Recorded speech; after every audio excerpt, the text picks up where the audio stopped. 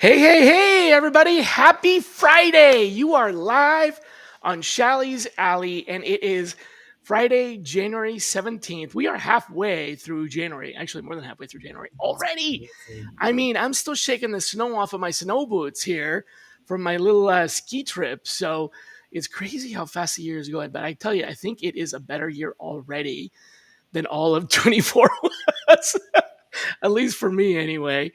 Thanks for joining us. I am so excited and tickled to have a very special guest today, Tracey Friend.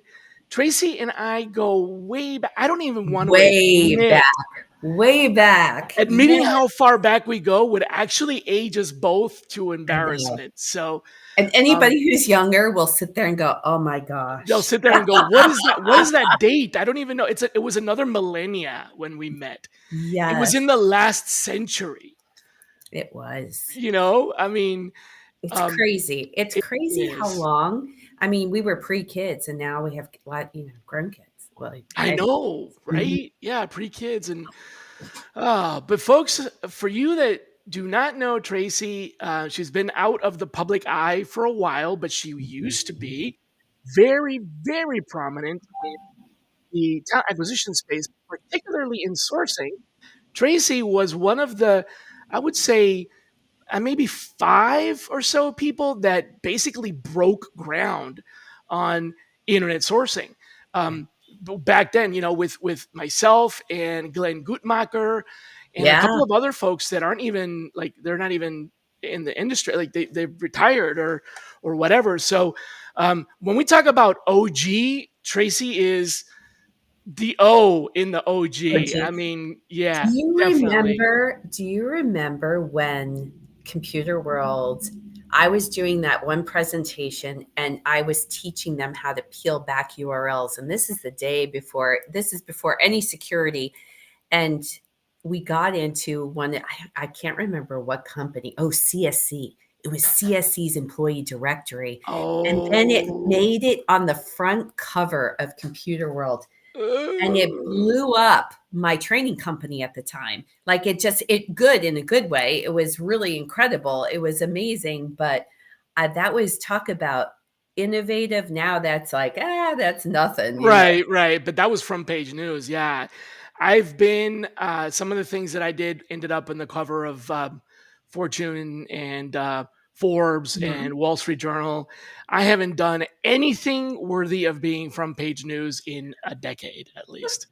I stay Um, away from the front pages these I days. know, right? Like, I intentionally don't want to do anything that's front page news. Alyssa says hi. Yeah. Hey. Oh my Hey, god, and there's here's Rob here's one McIntyre. of the other OGs.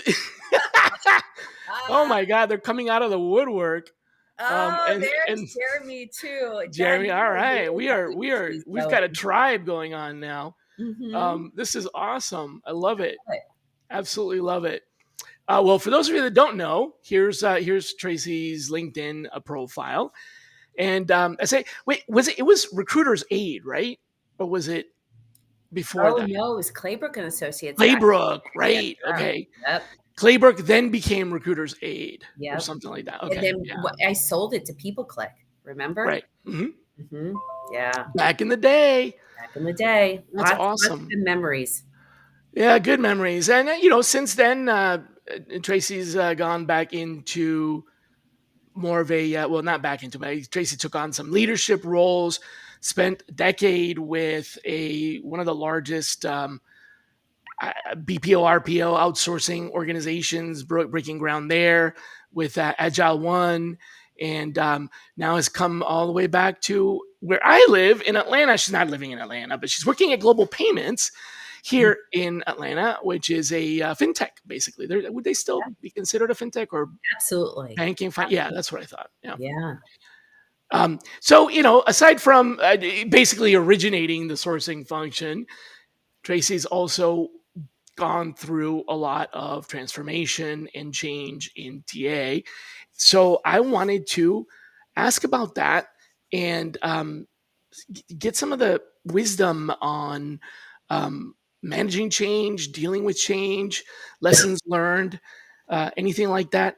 that you would like to share? I mean, I know it's beyond sourcing, it's architecture, it's innovation, Yeah.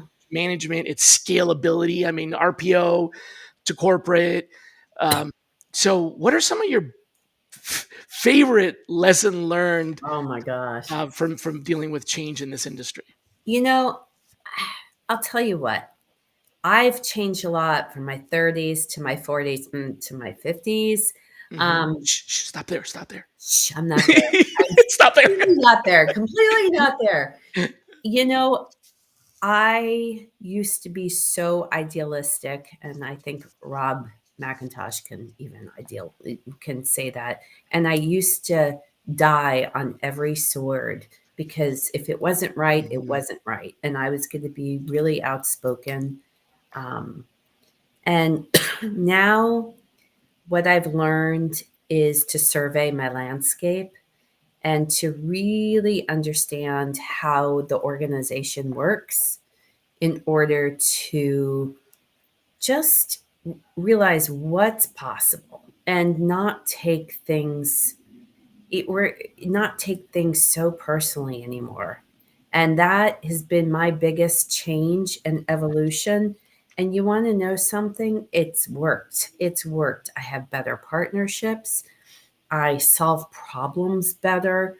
I work with my business leaders better. I work with my HR business partners much better. It's just been, I think that's been my personal journey, my personal growth journey in leadership. The other thing that I would say, and I would say it for anybody in leadership, is your data is and how you work with data really drives a layer of credibility. You know, Ooh. recruiting Oh is, yeah. it is. I mean, it's just, Shally, we're going through so much transformation and there's so much emotion that goes on right now with transformation that it's and it's a layer of transparency with it. Like I had one of our executive leaders, we're making some really big decisions about pushing things, offshore. And you'll appreciate this because he challenged me and he said, well, is that going to impact recruitment quality? Hmm. And I know this leader, and this leader loves that high touch. And I said, you know what? We are the way you like it with the high touch. I said, we are shifting the mindset to become an Amazon fulfillment center. Hmm. And I said, and that's a different value and it's a different experience and it will be different for you. I said, now we're going to go this direction. And I have a feeling we'll be having a conversation a year from now that we'll be coming back and finding a happy medium. And it was funny because he laughed and he goes, you're probably right. But I at least addressed it and I was as calm as can be and but addressed the change in a really thoughtful way and was not afraid to address it anymore. I just say it calmly and just say, you know what, it's going to go here and it's going to go all the way back. And I think that to me is what age and wisdom has brought. Like it's just age, experience, and a lot of bruises. That's Yeah, my lessons definitely. learned, Here, right? here, there. Yeah, yeah. I think credibility is data does build a lot of credibility. That I like to say data or the analysis of the data, because raw data means nothing, but the analysis of the data, the interpretation of the data, combined with making a lot of mistakes, is where wisdom comes from. Hmm. You can have all this analysis and know where things stand, but that's literally like an Instagram picture of right now. It Yeah. doesn't really help you with trajectory or where things are bound. And recruiting and TA are so often in constant rapid change. I mean, it's just the nature of our business in our industry, our sector, because we have to deal with shifting and fluctuating markets for talent, economies, everything. There's always a lot of disruption, and I don't mean disruption of Yeah. recruiting. I mean a lot of market disruption that we have to deal with. So expectations really quickly evolve. But it's important, I think, to recognize that we need to not just navigate it, but as you said, embrace the transformation Yeah. and help our teams kind of uh, more than survive, help our teams thrive in basically darkness and uncertainty because it's just the nature of the beast. Yeah. Data is a part to shed a light. I like what the other thing that you said, which is not to take it personally. I think data does help not take it personally, Hmm. but I think also taking it personally too much also helps not taking it personally. Yeah. You know what? Here's the crazy thing, right? Is like we do a lot of hiring in India. India has wait periods, 90 Mhm. days. Right, Can't change that unless you want right. to buy out the wait periods, right? Or, yeah, And pay the penalty. So pay the time to hire penalty. is affected by these mandatory government. Oh, Um, yeah. yeah, So, if people want to shrink hiring, there's things that you can shrink, but you can't change the 90 days you can't change that wait period unless you engage finance and they want to look at what that investment looks but like that's and an where it's incentive, critical. It's right? not a talent acquisition impact. It's a, hey, Right. these is the options that we have. These are the It's not a levers we can strategy or pull. a change. It's a Mm-mm. situation like compensation. You Yeah, may sometimes have to make a change or expect in change the compensation because of the nature of that role, but it's not something that is a company policy. Yeah. Um, absolutely. Absolutely. besides the patience and not taking things personally, um, how do you feel about um, listening? That's the other thing that I mean, I'll be the first to admit did a lot of learning throughout my career, and I still do. I still pride myself on constantly being open to, new ideas and learning and everything. But I think there's a very big distinction between learning and listening. You have to listen in order to learn, I think, Mhm. but there's a different kind of listening. What I'm talking about is um, pausing or having the patience to absorb everything that you can absorb before you start making calls. I made so many mistakes by coming out of the woodwork and making a call because I had all this experience and wisdom and data, and Yeah, I just, you know, i- despite having made a lot of mistakes, would just come out and be like, "Well, this is the way it needs to be." But realizing then, in retrospect, that I should have listened more because there are things that people just take time telling you, and they just take time coming out. I don't know how you feel about that, but it was to me it was the patience thing and the not taking it personally was a huge lesson that I had to learn. But this other one, I'm still learning how to listen. As a consultant, it's like a big part of my job, so I have to listen and take notes and analyze yeah, and synthesize. I've learned that's helped me learn to put all the information together, listen as much as I can before I come back with a report. Because as a consultant, you can't come out of the gate and be like, "Well, here's what I think you should do." They didn't hire you to tell them what they do. They didn't hire you to tell them what to do. They hired you to put together a solution that makes sense for them. And if you just come in and say, "Here's the best practice," that doesn't work. There's no such thing. So, no. how do you feel about listening as part of this dealing with change? So there's listening, and then there's incorporating what you learn.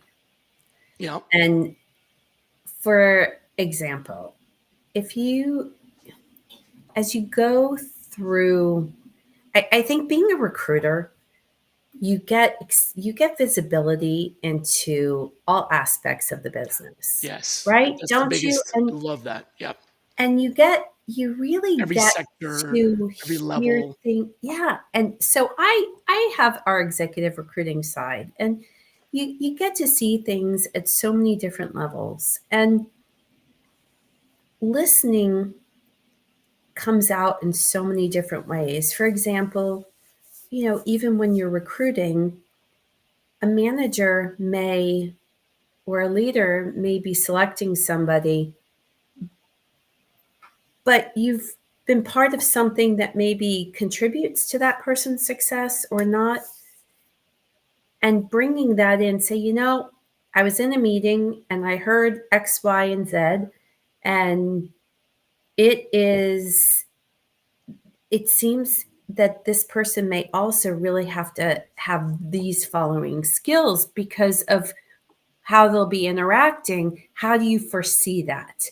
That's where listening to me adds value. It's what do you do with what you hear?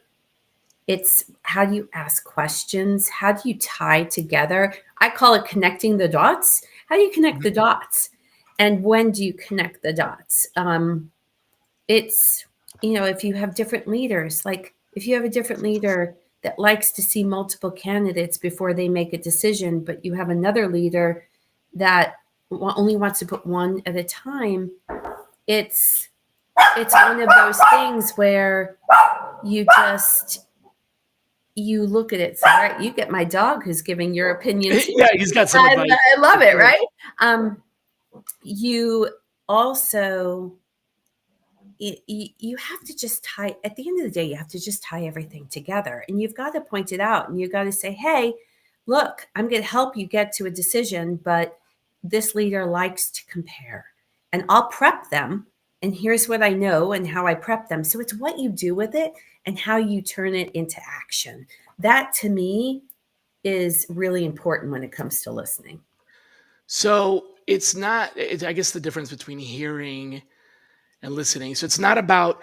I guess what you're saying in handling this change is not about just being a better listener and taking the pause to absorb everything before you start, you know, flapping your lips. But what you're saying is it's more than that. It is taking what you're hearing to heart and really doing something about it before you come back with an answer. So Yes. not just that people feel like they were heard, um, but that that's a really good point. Because I think there is a distinction there, right? You can absorb all this information, process it, and analyze it just like any other data source. The listening, you can take it in, but it's the how do you come back and change what you're saying or what you were going to say based on this new input. Is there? Do you have any secrets to what you do to let people know that you changed what you were going to do or say because of what they said? I mean, without So get off being of email. obvious. So this is Yeah. where Okay. this is where I really firmly believe we have to get off of text, we have to get off of email, and because it's so often misinterpreted.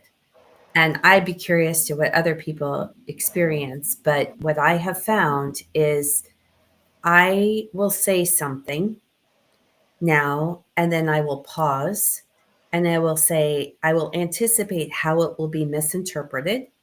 So I will rephrase what I said, and I'll say, You'll hey, say it often again. this gets misinterpreted as XYZ. So I Got it. do that. Or I wind up, if I know somebody's going to receive the information differently now, I'll Not the sit way it was down with intended. them because of where they are, because of how they touch what we do, or where they are, or what other projects they have going on. They may hear it differently. So it's sitting down to say, hey, I know you have this. I'm going to share with you something, and I'm really curious as to how you hear it. So I just sometimes it's just pausing and asking people how they Hmm. receive that information and how Okay. they interpret it, because it's the dialogue and it's okay. And just say, because I know the stuff you're working on, it may be interpreted, and yeah, it gets lost in translation. Exactly. And it's taking that time to ask those questions. And oh my gosh, it solves so much heartache. But if you do, you can't do that over email. You can't do it over text. And it's just like, hey, can I just grab you for 5 minutes? I just want to make sure what I read is how I need to receive it. And that is, that's a big thing. And that's, if I can impart anything to anybody, that's been like my big little secret thing that I've. That's pretty cool. So almost like reminding the person or people that you're talking to that you may have other meaning or intention in the message than what they interpret. and that they basically reminding them that they should also listen for their own bias in the message and make sure that they, that the intention was there, rather than, I think what a lot of folks do is making snap judgments, which is definitely one of the superpowers of email is snap judgments. Hence the email flame wars of of old. So you're saying remind the people that they may interpret what you're saying different than what it's intended, and so stop and think about it and Yeah. ask questions and check in with them. Okay, I And if think you deal email, globally, Shally, this yeah, is like I have global intercultural and yeah, intercultural piece too. There's words I absolutely love them, and I'll sometimes humble pie is a beautiful thing, and I'll send them a message, and I'll go, okay, silly question. What does that mean? Like, what does mhm. that word mean? And I just, and then I'll put like a little emoticon or something because humble is not a bad thing either. Humble is really good. I did, I've always been very Socratic in my approach, so it's something that I like to imprint in others when I'm working with them is don't stop asking questions, right? Mhm. And so I've never been shy about, I don't know what that means. Tell me what that means. I like not to make assumptions, but that was what I studied in school, was cross-cultural communication and intercultural communication. And so you learn that so many things mean different things to different people because of where they're from and how they grew up that you wouldn't even begin to be able to expect or understand. Uh, Yeah. there's semiotics, Yeah. which is like the meaning of communication before writing. Like it's Mhm. you can communicate things like the reason stop signs are red, for example, right? Mhm. In our culture, in Western culture, red is stop, red is caution, red is pay attention. In other cultures, red is fortuitousness. It's luck. It means other things. So their stop signs are not red because that would be confusing because they'd be like, "Good luck ahead." Wait, what? Right? So it's really the fundamentals. And so I think that's a really good lesson. Email to me, email and letter writing, and faxes and all that. These are asynchronous communications. What I mean by that is you put your thoughts down, you send them. They have time to process, which is good, and send it back, but that can also be bad. However, it isn't a conversation, Right. and texting feels like a conversation. But I want to remind people texting is just like email. It isn't a conversation. It is also asynchronous because whatever you send Yeah. is needs to be interpreted before it is. Now, a lot of folks will have like my daughter, she has lengthy texting conversations with her boyfriend and they go back and forth. It seems like they're talking, Mhm.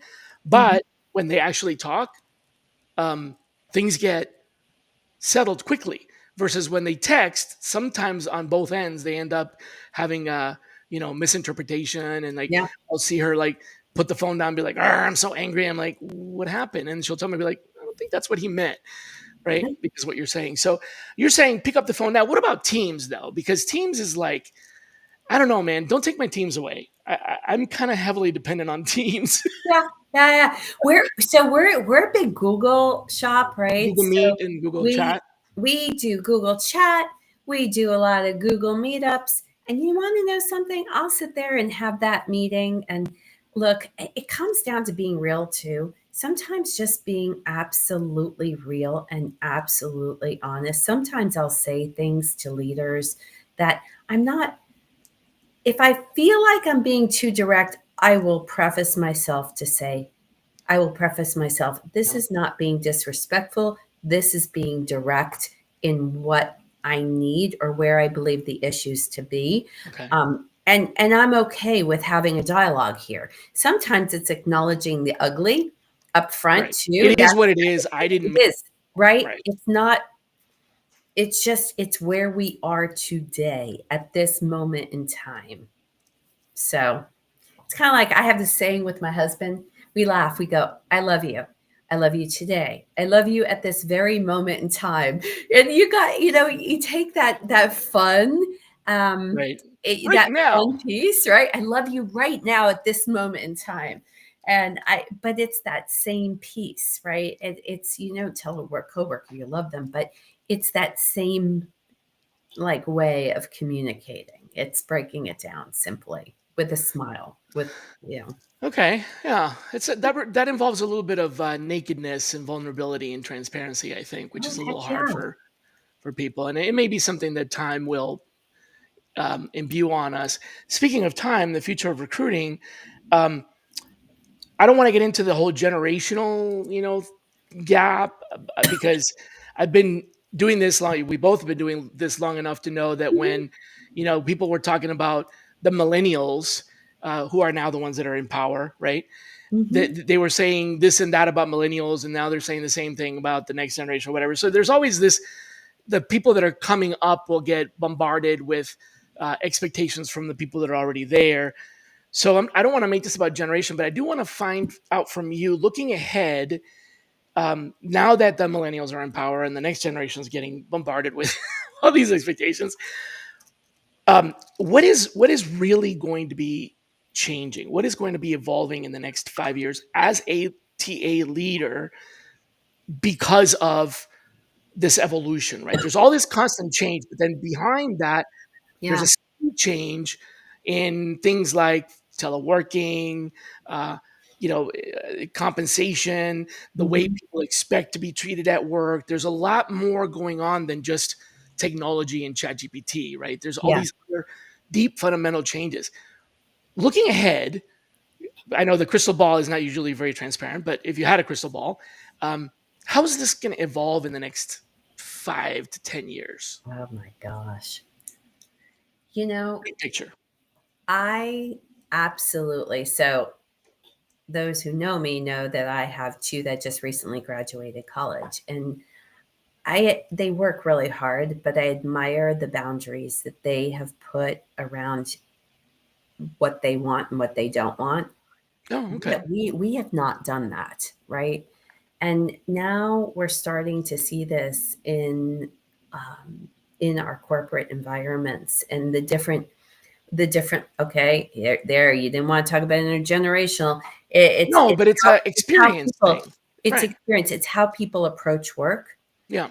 and where people draw lines. That's And shifting. I think with the way organizations work today and the way we continue as organizations to make decisions around doing more with less, I think what we're going to see is more more lines in the sand around what people will and will not do. And it will change how we incentivize. It will change how we work. It will Hmm. change how we, um, frankly, even how we attract talent inside the organization.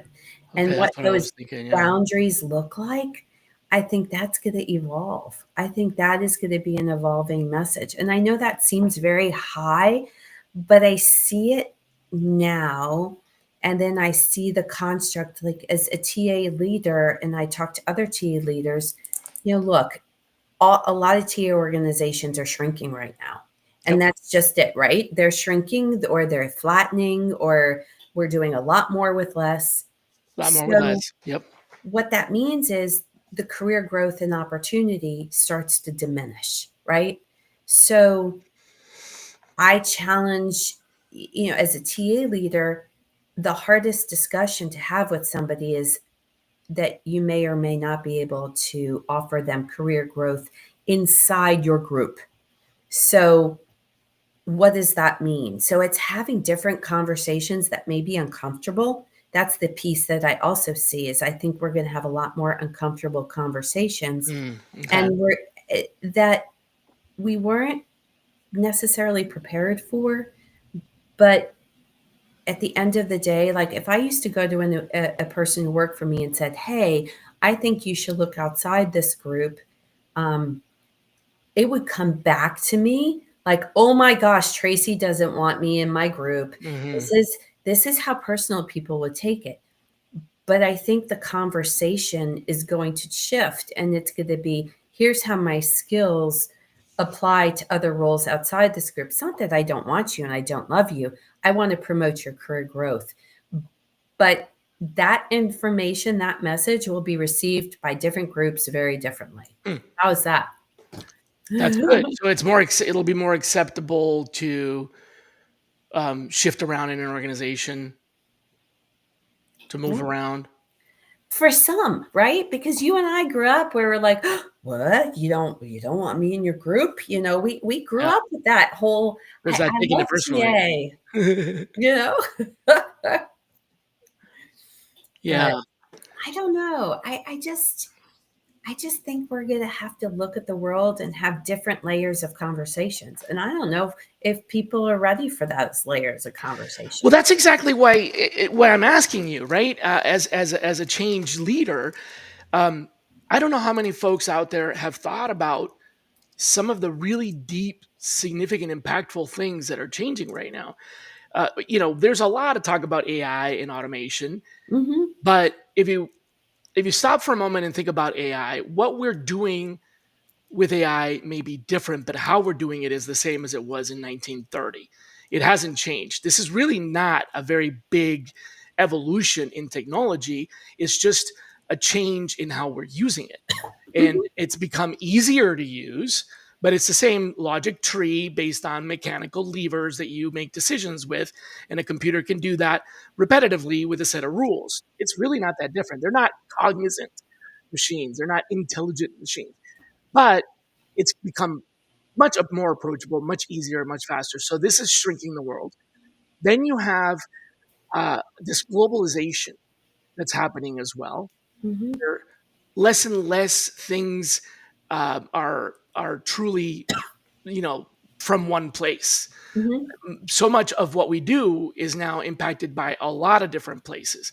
Boundaries are sort of shifting and shrinking, and these changes, they're geopolitical, they're technology, it's a lot to handle all in one fell swoop. I'm afraid that some of us might wake up in 5 years and realize that so much has changed that we're not able to operate in this new world order, right? With these new boundaries, this new. Hmm. I don't want to say it's about technology, because I will tell you this: my children are both very intelligent. However, they cannot use technology as well as I can. And it's not because they're not smart. It's because to them, technology is like to you and I running water. It's just there. Hmm. Hmm. You open the tab, like it's just there. It's part of the infrastructure. So they're much more comfortable using it, but they're not really digging into all the. You and I used to break it apart. And how does it work? Can we make it do things it wasn't supposed? They're operating within the boundaries of what the How technology is can I supposed to break do. it? How can I break Yeah, it? exactly. Right? They're not thinking about that. They're Yeah. just using it. They're just using it. So they don't mind having 27 apps to do one task. Where you and I and people in our generation are looking for the one shot solution, right? Everybody wants that one platform that has everything. My kids are like, why would you?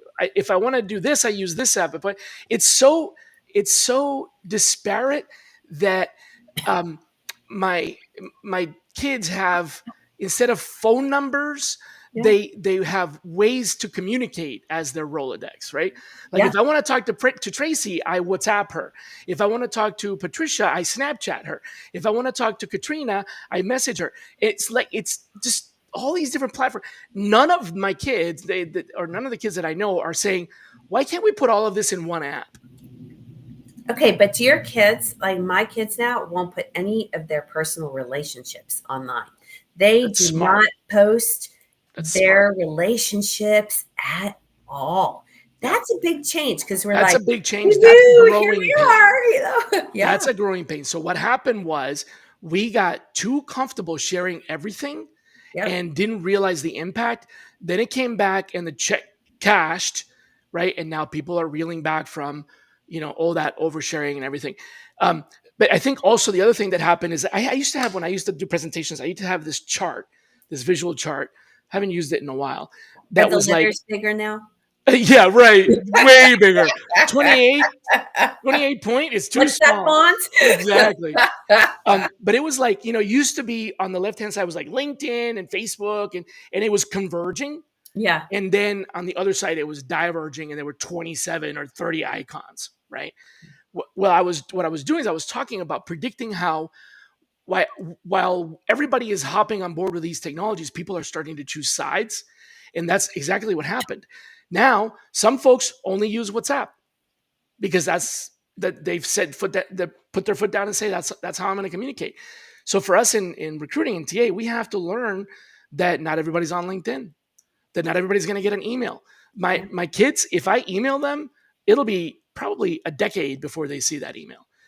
You know, Yeah. it's so different, communication and conversation and the different technologies, that it's not just about chat GPT. It's about this conversion of um, too many different things out there, too many choices, too many, and people are starting to, like you said, the boundary. I think that's where it comes from. They're trying to thread that needle in a very narrow path. Mhm. In order to not be overwhelmed with 57 apps, they put Yeah. their foot down and say, I'm on WhatsApp. That's it. End of story. End of story. But you know what you're saying too, if you really dial back of what I just heard you say, Mhm. is it's the transformation in how we give and receive information. And Yeah. Yeah. it Yeah. really is. I mean, and that's the biggest part of transformation. Do you remember how techie I used to be? I'm like, oh, do the internet. Oh, do this. Oh, do that. Now I'm like, oh, pick up the stinking phone. Just pick up the phone and have a conversation. Right. Like, that's innovation to me these days. I Well, mean, you know, the interesting thing is it's not a phone anymore. mhm. When you pick up the phone and make a call, you're not even using the telephone lines anymore. No, you're not. It's You're still not. it's the internet, right? But Yeah, what you're saying is have a live conversation. yeah. Yeah, as opposed to have this asynchronous. Yeah, that's right. Because we're not It just receiving it, because you just no. even said there's too many different mediums, and Mhm.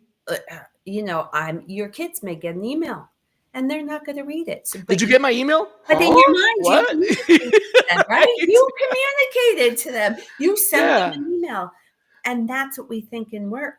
I Right. The recruiter that communicate with says, "Well, I them. emailed all these I candidates, but nobody replied." How do you know they got it? right, right, right. Yeah, Rob said I closed my Facebook. That's why I miss you, Rob, because you're no longer on Facebook. So That's now I've right. got to find another way to stalk your life. So We don't know how to reach you anymore, Rob. We were all on Facebook with you, and now you're not there anymore. yeah, But yeah, yeah, that's right, man. yeah, Yeah, I have been threatening to do this for so long, and I'm still a little ways away from it. But I have been threatening to close my LinkedIn account. I've thought about it. It's just like if somebody wants to reach me, they know how to reach me. I don't really need yeah, LinkedIn anymore. And people are always like, well, what about this? What about that? I know there's a lot of reasons to still have it, but man, it's been in the back of my, I want to do what Rob did with Facebook. I want to just like delete it and just be like, okay, I'm done. If something is important, it's going to get to yeah, me, but I'm not ready yeah. yet. I've been threatening to do that for a while. Yeah. Pick up the phone. Right. Yeah, But your yeah. number changed, Rob. You're You not changed your going number to because pick I up stalk the you so phone and much. call. Text me your new That's number, right. Rob. Yeah. Oh, I love it. I text my kids to tell them I sent them an email. That's awesome. I text my kids telling them Yeah. that, yeah, I sent them an email. I I love yell, it. I love "Hey, it. did you get that email?" I tell you, I have a daughter that I text, and it goes into Yep. the abyss of 50,000 she other just text doesn't messages. answer. Yeah, she doesn't answer. She just doesn't answer. So she just, that's What it. happens if you call? That's it. She answers. That's it. She will answer the phone if Because it's you the only call. call she's She will received not all respond year. to text. No, there's Rob's number. Hey, if anybody wants, it's Rob McIntosh's number. There it Oh, is. Rob, delete that, man. I don't know if you want anybody calling you. Yeah. Oh, that's awesome. Oh, that's That's awesome. great. I love it. So, um, I love going back to, I'm gonna giggle about this it. for a while now. Um, going back to something I was asking about before with kind of the crystal ball and all this change. There's a lot fewer of us than there are of them, and yes, I'm using us versus them in that people from our time frame of experience is one of the smallest populations. So at some point, there will be this expansion of people with fewer experience or less experience entering management and leadership roles, right? Yeah. Um, how is that going to affect change? You know what I'm saying? They're You less know, mature, they're less experienced, they're younger yeah, when they're getting these VP titles. they're younger. I'm going to tell you, I again, it goes back to communication. So I had been interviewing some senior level tech leaders.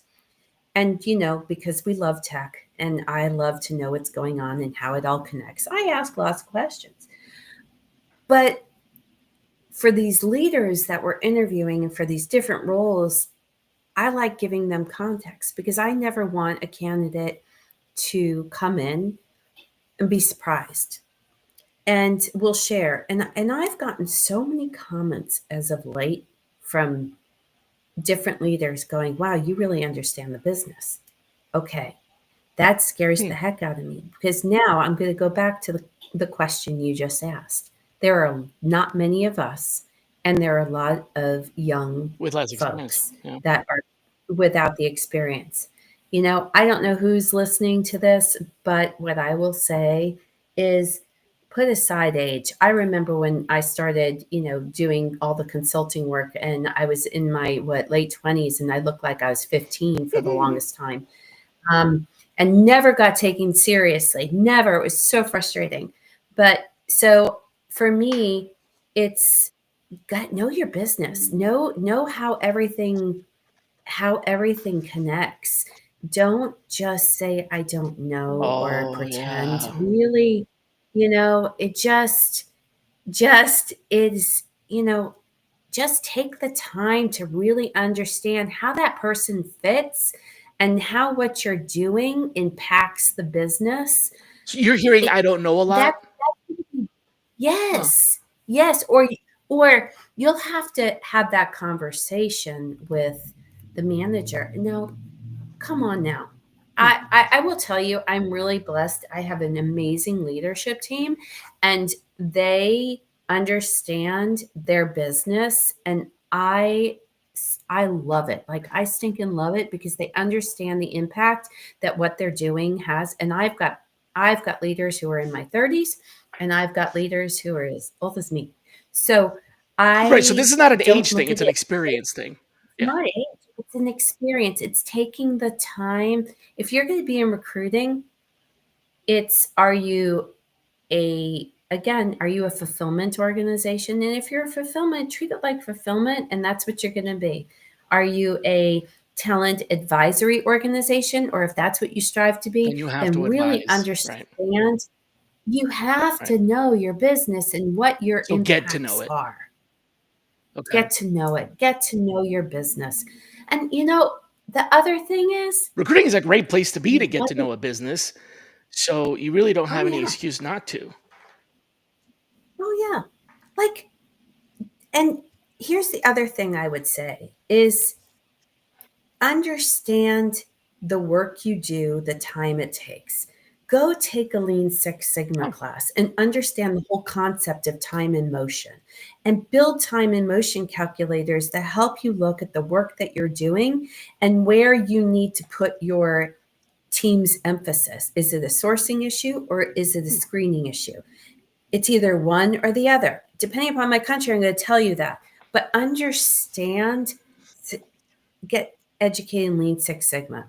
Go take a product ooh, I management want to do that. program. Understand, oh my gosh, think about it. Product managers start from concept to driving something to live.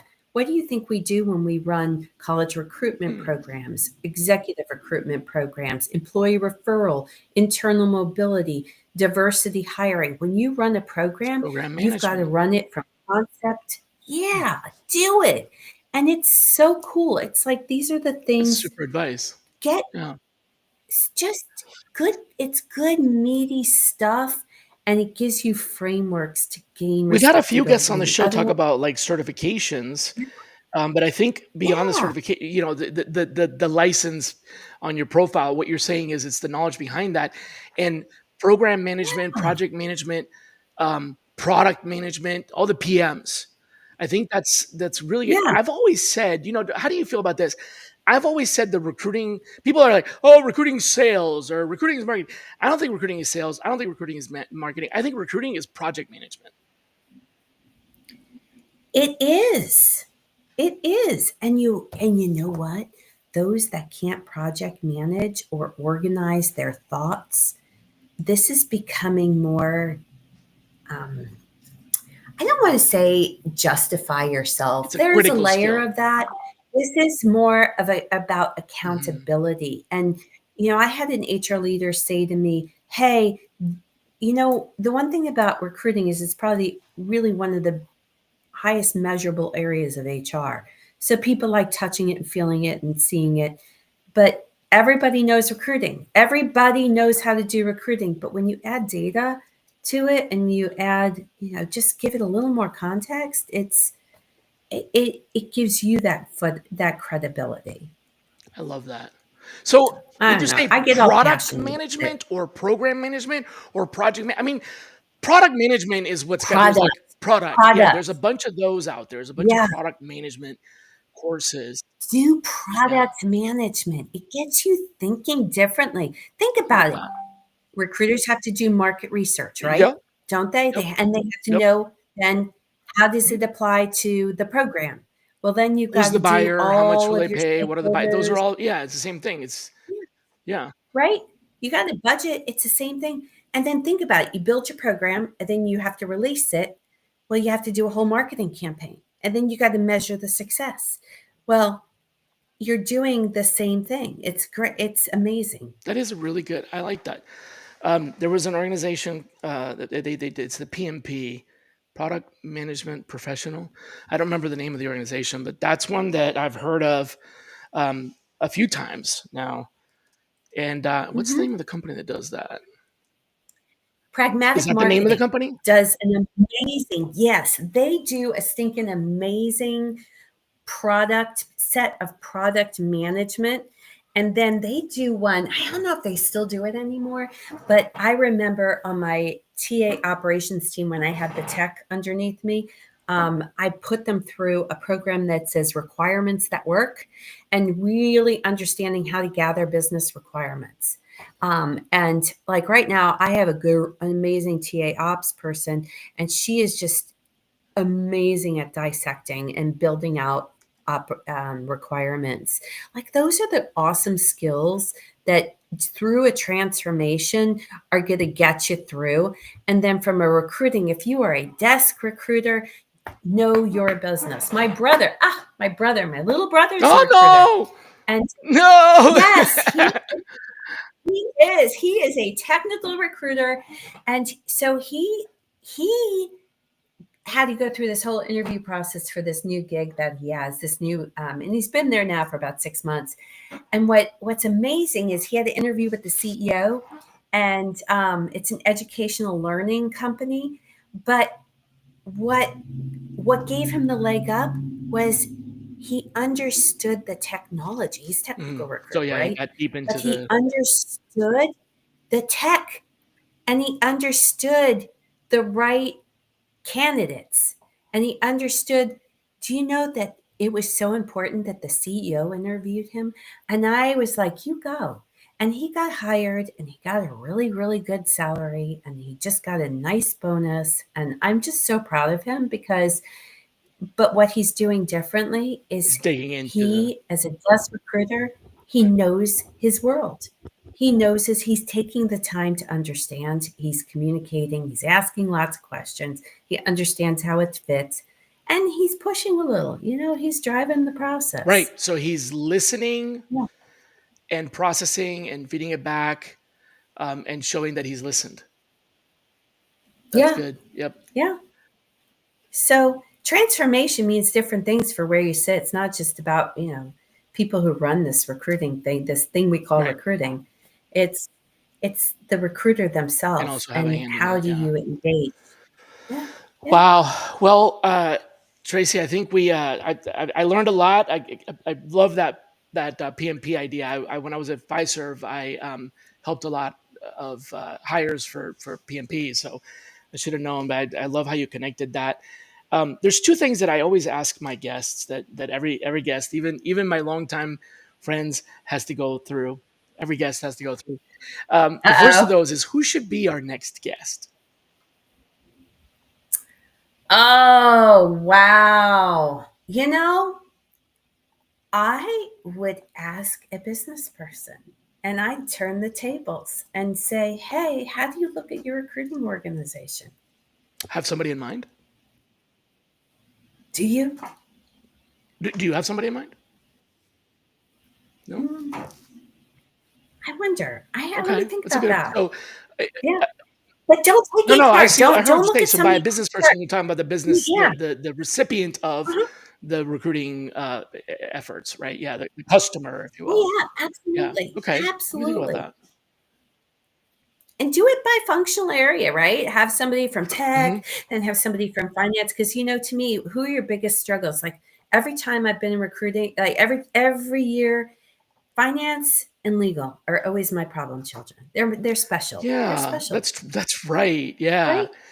I've had Right? more deviations from process and exceptions from both of those than any other department. Totally, Yep. completely. So you know what? Wouldn't it be fun to get the your worst offenders on the Yeah, call? I know exactly who to call now. Um, yeah, that's good Yeah. advice. All right, I'm gonna need to think about that one and go back and invite some of those folks. The second question is, I a lot of folks listen to the show later. Talk about asynchronously. It's not everybody's available at Friday and 1 in the afternoon, and I wanna end the show by giving them something to think about. So a thought provoking question that they should ask themselves. Leave us with something to ask ourselves. Could be about anything we talked about, or it could be something new. Oh, you know, I would say, oh, wow. Okay, now you stumped me. You've stumped me.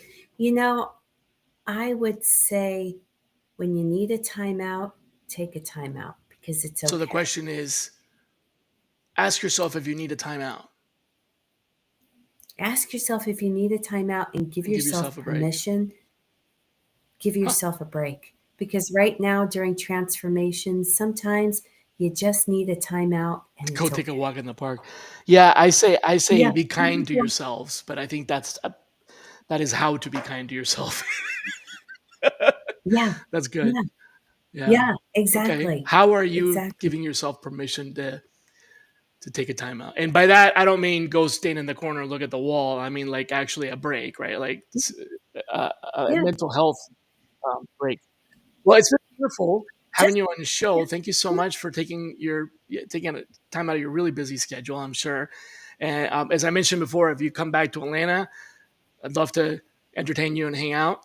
And Do that. yeah, thanks a lot. Really appreciate it.